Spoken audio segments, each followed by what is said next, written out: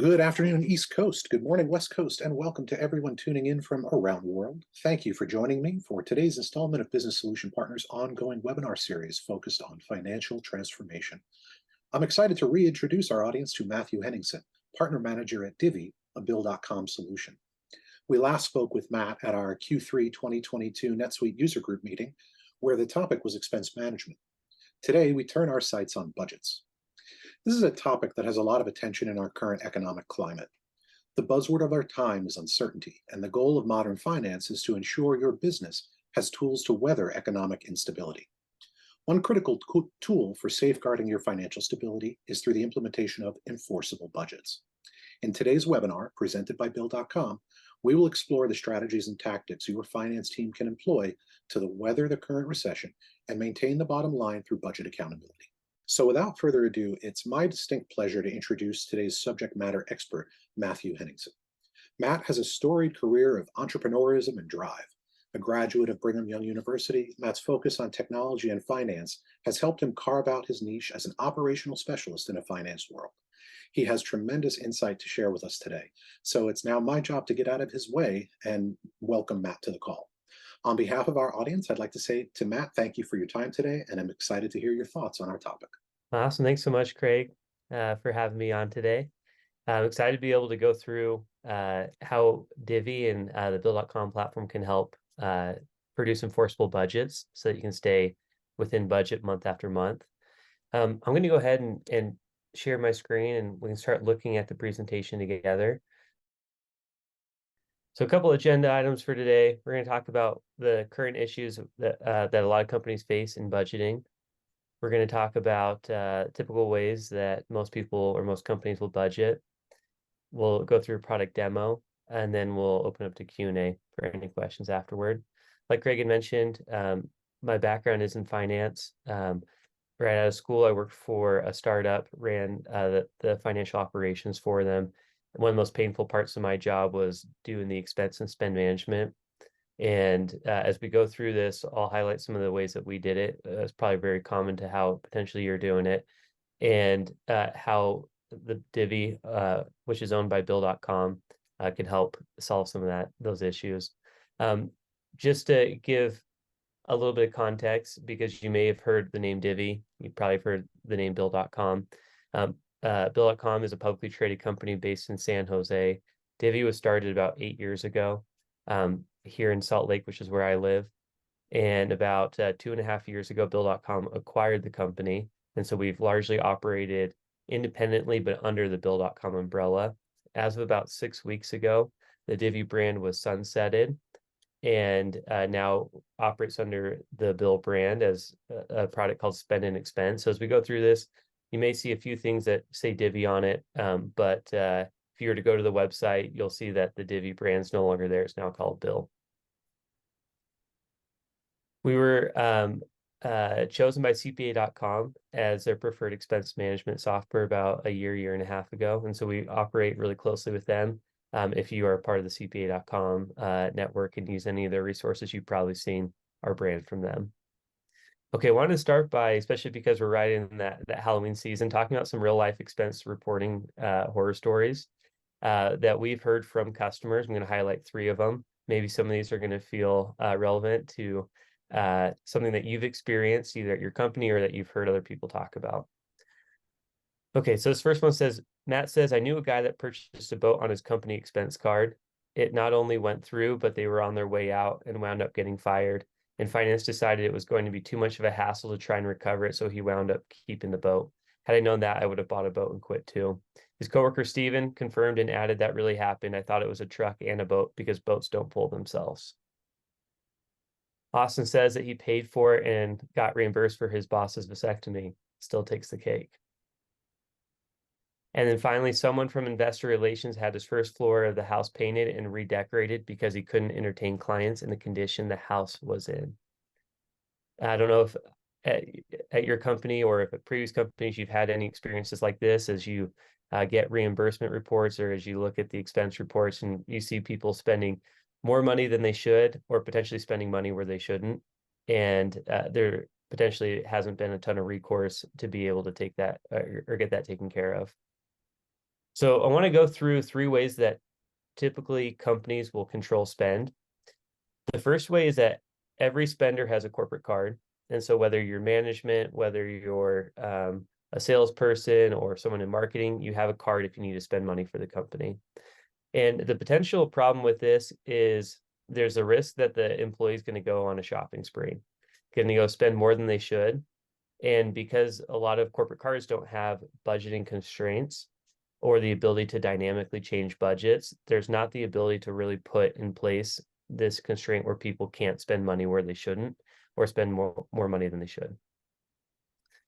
The second potential drawback on this is once people spend money on the corporate card, they don't have a ton of incentive to turn in receipts or the transactional info because they put it on the company corporate credit card. They didn't put it on their own card. And so because they don't care about getting reimbursed, they don't have a ton of incentive to provide needed information. And so what ends up happening a lot of times is the accounting department is chasing people down for weeks, trying to get the information so they can close out the books.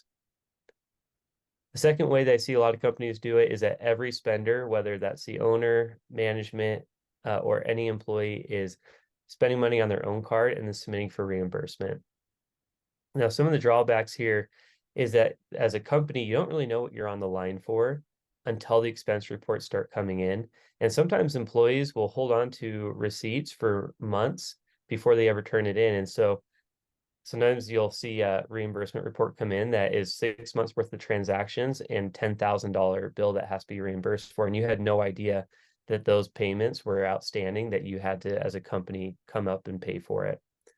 The second piece is that there typically has to be manual entry into your accounting software because you're not using a credit card feed with your accounting software. Each reimbursement report, you have to go in and manually enter that transactional info. And so it creates a ton of manual work on the accounting side. And then the third piece is that you have to go in and you have to process these reimbursement payments, whether you do that as a separate check or on someone's payroll, you're having to run something separate to be able to get these employees reimbursed. And then the fourth one I don't really have here, but I think is a valid point, is a lot of employees don't want to have to put money or float money for the company for 30 to 60 days before they get reimbursed. Some employees don't have the ability to do that financially. And so it's putting a burden on the employee that many employees don't want. And then the third one is somewhat of a blend, and that is that a lot of times management will have a corporate card, and then everyone else will submit for reimbursements. And what you end up doing is you combine both the issues of that we've talked about previously, and now you're having all of this that you're having to deal with. I'm not going to go through them since we already talked about it, but every issue on the corporate credit card side, every issue on the reimbursement side is now falling on your plate on the accounting department. So with the Bill.com platform, there are 3 huge benefits that we can offer. The first is that we can provide controlled spending.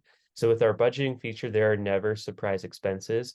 You can give somebody exactly how much they have the ability to spend. You can limit it by the industry. So if you have a trucker who needs to fill up the fleet vehicle, you can give them a card that only works at the gas pump. And so if they try to spend it anywhere else, it's not going to work. You can limit how much they can spend over a given period, whether that is someone who's traveling for work and you need to give them a travel per diem. You can put exactly on their card how much they should have every day so that they can spend up to that, but not beyond it. And so that way, at the end of the month, there are never surprises that someone spent money more than or spent more than they should. The second piece is that we automate the data entry. And so because we have an integration with NetSuite, as transactions are spent, as they are coded by the employee and approved by the admin, they will flow into NetSuite already coded with no manual touch on any type of entry. And so you take all the drawbacks of that reimbursement piece where you're manually typing in things and saying, we're getting rid of it and everything's going to automatically flow in. And then the final piece is that we are a no-cost solution. And so both the software as well as the corporate credit card will not cost your company anything to use our platform. We make money through what is called the interchange fee, which means that every time you swipe your Divvy card to buy something, that transaction is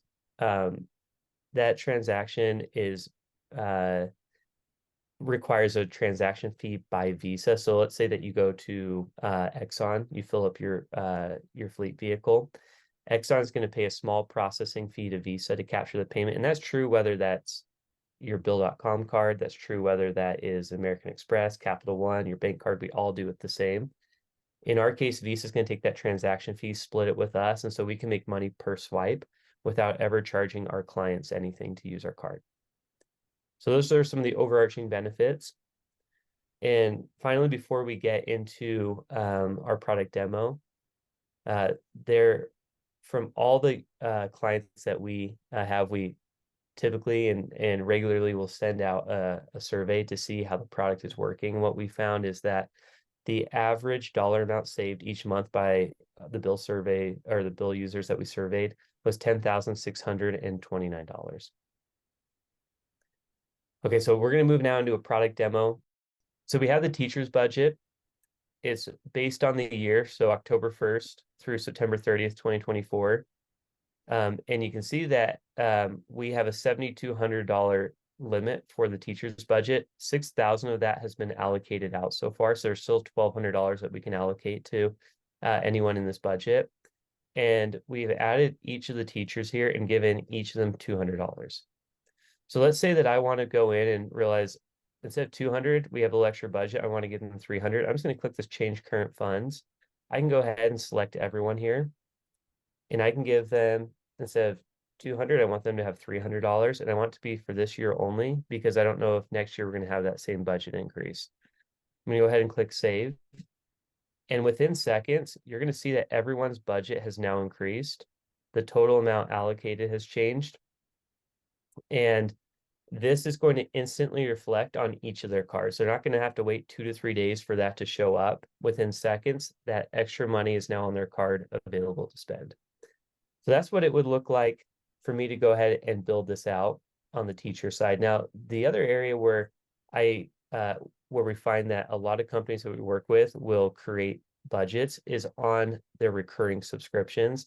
So if you think about all the things that you're paying for in the background, that could be NetSuite, that could be your utilities, that could be your internet. You probably have a list of 10 to 20 recurring subscriptions at least that you're paying every month for. And typically the way companies will go ahead and approach that is they'll take a physical card and they will use that card and put it on file for that company.